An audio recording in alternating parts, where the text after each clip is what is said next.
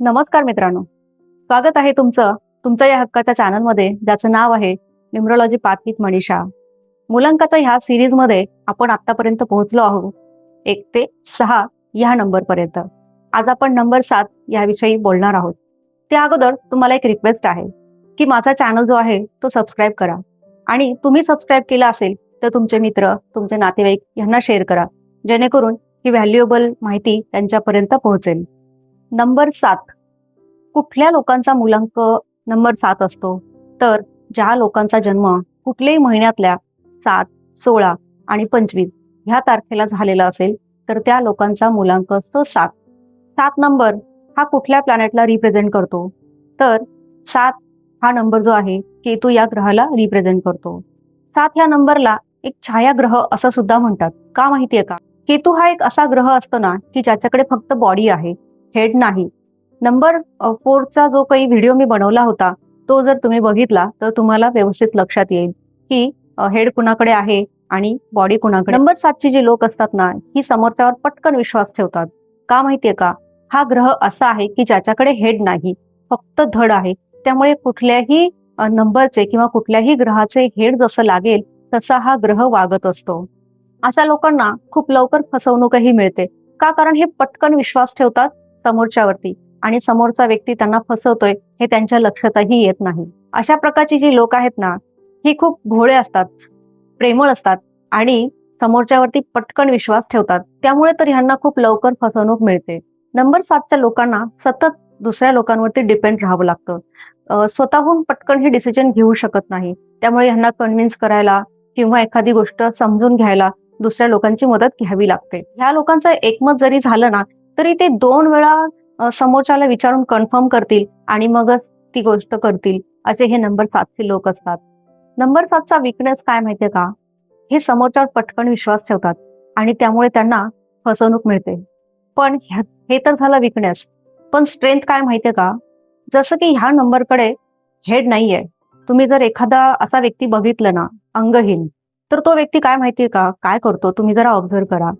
जर for example एखाद्या माणसाकडे एक हात नसेल, एकच हात आहे, तर दोन्ही हातांचं बळ त्या एक हात असलेल्या माणसाकडे असतं. म्हणजे काय? तो माणूस ते पूर्ण युटिलाइज करून घेतो. असा हा नंबर 7 असतो. ह्या लोकांकडे हेड जरी नसलं तरी ह्या लोकांकडे इंट्युशन पॉवर जबरदस्त असते. नंबर 7ची जे लोक असतात ना ते सतत काही ना काही मिशनवरती असतात. तुम्हाला कळणार नाही की त्यांच्या डोक्यात काय चालू आहे. तुम्ही इझिली त्यांच्या डोक्यातनं काढून घेऊ शकत नाही.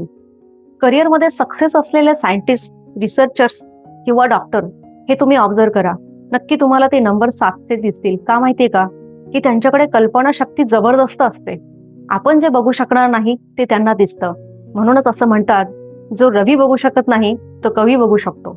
म्हणून ह्या लोकांसाठी प्रोफेशन कुठलं असेल ना तर रिसर्चर, सायंटिस्ट, डॉक्टर किंवा हिलिंग इंडस्ट्री हे ह्यांच्यासाठी करिअर ऑप्शन्स असू शकतात. मी असं अजिबात म्हणणार नाही की नंबर 7चे लोक बिझनेस नाही करू शकणार. करू शकतील, पण त्यांना तसे जोडीदार ग्रह मिळाले पाहिजे. तर ते कुठले ग्रह असतील, कुठल्या ग्रहांबरोबर ह्यांनी गेलं नाही पाहिजे हे मी तुम्हाला सांगणार आहे. नंबर 7चे मित्र अंक कुठले माहितीये का?